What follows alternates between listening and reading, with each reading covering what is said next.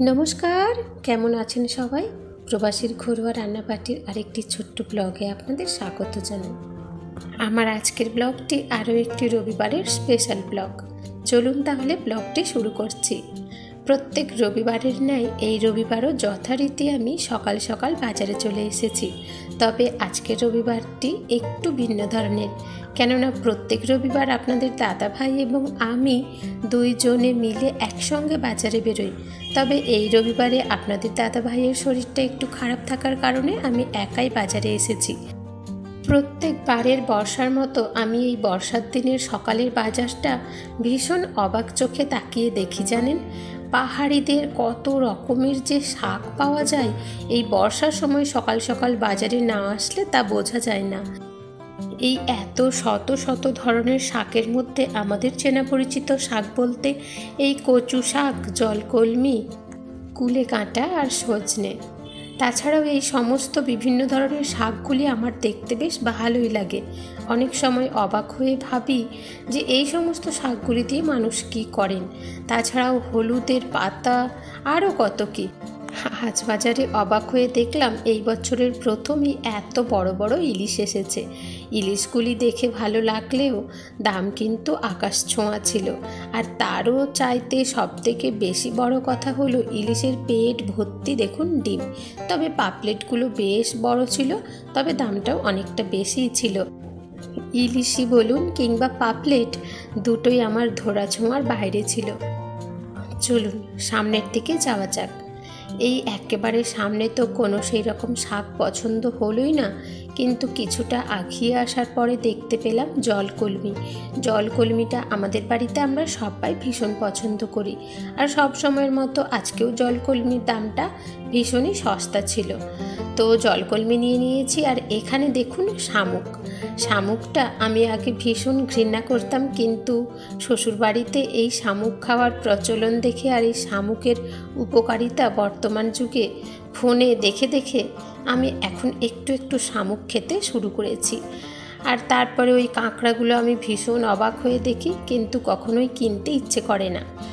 এখন মাছের বাজারের দিকে চলে এসেছি। এই বাঁশ পাতা মাছ দুটি আমরা খুব ভালোবেসেই খাই, খুব পছন্দ করি। আজকেও মাছগুলি খুবই বড় ছিল, দামটাও মোটামুটি আয়ত্তের মধ্যেই ছিল, কিন্তু মাছ দুটি খুব একটা টাটকা ছিল না।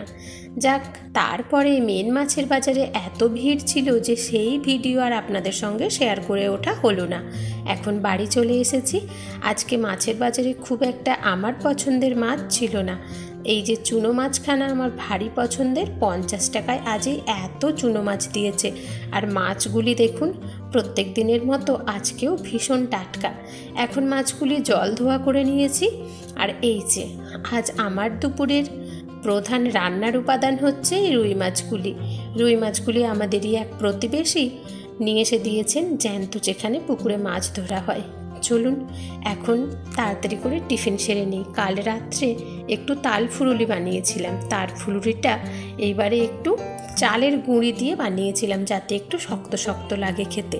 তাল ফুরুলি বাসি খেতেই বেশি ভালো, তাই জন্য এখন মোটামুটি একটু টিফিন সেরে নিয়েছি, অল্প একটু পাঁপড় মুড়ি আর তাল ফুরুলি। আর এই যে ভাগ্যিস বাজারটা একটু তাড়াতাড়ি সেরে চলে এসেছিলাম। এখন অজোর দ্বারে বৃষ্টি নেমেছে। আকাশের অবস্থা দেখে মনে হচ্ছে না এখনই বৃষ্টি থামবে বলে। চলুন এখন ঝটপট রান্না সারি। ছোট ছেলের টিউশন ছিল 9:30 থেকে 11:30। এখন ওর বাড়ি আসার সময় হয়েছে, ওর দাদা গেছে ওকে নিতে। আমি রান্না সেরে নিই ঝটপট, কেননা বড় ছেলের টিউশন আছে 2:30 থেকে। আর তাছাড়া অত মাছ বাছাবাছি একটু তো ঝামেলা রয়েছে।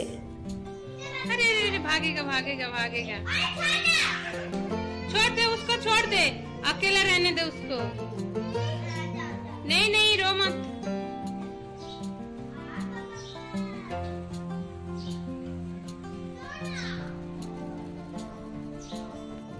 এখন সমস্যা হচ্ছে আমাদের বিল্ডিংয়ে দেবা একা ছোট্ট বাচ্চা, আর তাছাড়া ওকে কোলে নেওয়ার জন্য ছোট ছোট দাদা দিদি ওর অনেক রয়েছে, কিন্তু ওর সবে সবে পা হয়েছে, ও কারোর কোলে উঠতে চায় না।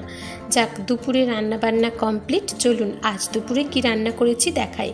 ওই যে 2 ধরনের চুনো মাছ ভেজে নিয়েছি, ওই চুনো মাছের থেকে বড় চুনো মাছগুলো একটু আলাদা করেছি। আর ছোট ওই যে চুনো মাছ বেশি করে পেঁয়াজ, টমেটো, কাঁচা লঙ্কা দিয়ে মশলা ছাড়াই শুকনো শুকনো ভাজা ঝাল বানিয়েছি।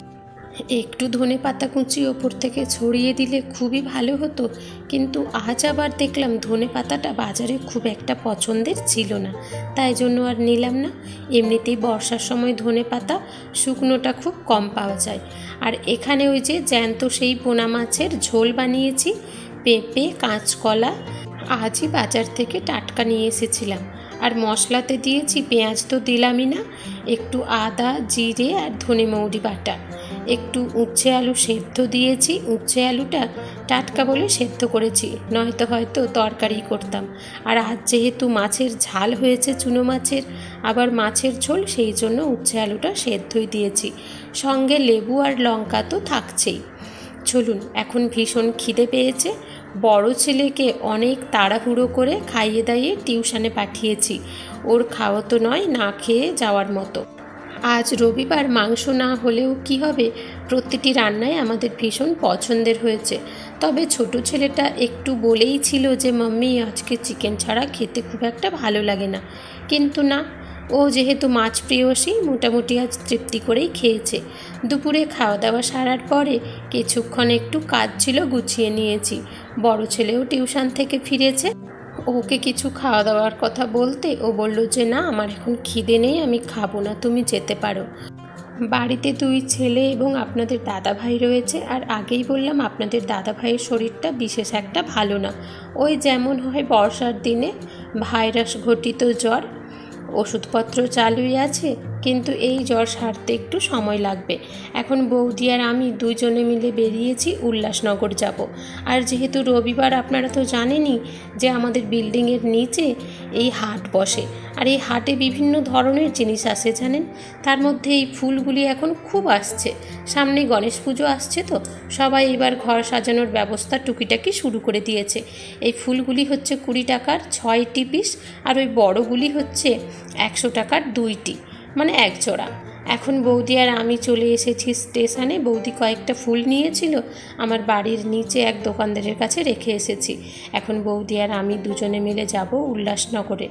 বৌদির আর এক যা, মানে মেজ বৌদি, উনি ভীষণ অসুস্থ, তো এখন আমি আর বৌদি দুইজনে মিলে বেরিয়েছি ওনার বাড়ির উদ্দেশ্যে, ওনাকে দেখতে যাওয়ার জন্য। স্টেশনে এসে দেখলাম ও মা, সে কি ভিড়, সে কি ভিড়, কোন দিকে নামবো বুঝতে পারছি না। স্লো লাইনে ওভারব্রিজে এত ভিড় যে নামতে গেলে ট্রেন চলে যাবে। আর এদিকে ফার্স্ট লাইনেও ট্রেনটি তাই ঘটলো, নামতে নামতে 2 দিকে ট্রেনটি চলে গেল। অনেকটা সময় অপেক্ষা করার পরে আমরা ট্রেন পেয়ে এসেছি ওনার বাড়িতে। তারপরে এখন আবার তাড়াহুড়ো বাড়ি ফেরার সময়। কি করে যে ওনার বাড়িতে গিয়ে প্রায় 2 ঘন্টার মতো কেটে গেল বুঝতেই পারলাম না। ওই যেমনটা হয়, অনেক দিন পরে দেখা হলে গল্প আর শেষ হতে চায় না। যাক, চলুন, আজকের ব্লগটিও আর বাড়াবো না, দেখতে দেখতে অনেকটাই রাত হয়েছে। বাড়ি ফিরে আবার রান্নাবান্নার কাজ এখনও বাকি রয়েছে। ভাগ্যিস আপনাদের দাদাভাই ছিল, তাই 2 ছেলেকে এই 2 থেকে 3টে ঘন্টা ছেড়ে নিশ্চিন্তে থাকতে পারলাম। এখন ভাবছি তাড়াতাড়ি করে বাড়ি ফিরে রান্নাবান্না সেরে ছেলেদের খাইয়ে দাইয়ে শুইয়ে দিতে হবে। সেই সকালে আবার টিউশন রয়েছে 7টায়, 2 ছেলেরই উঠতে হবে সকাল 6টায়। চলুন, আজকের ব্লগটিও এখানেই শেষ করছি। আমার আজকের রবিবারের এই ছোট্ট ব্লগটি আপনাদের কেমন লাগলো পারলে একটি কমেন্ট করে জানাবেন, ভালো লাগলে একটি লাইক করে দেবেন। সবাই ভালো থাকবেন, সুস্থ থাকবেন, সাবধানে থাকবেন। ধন্যবাদ।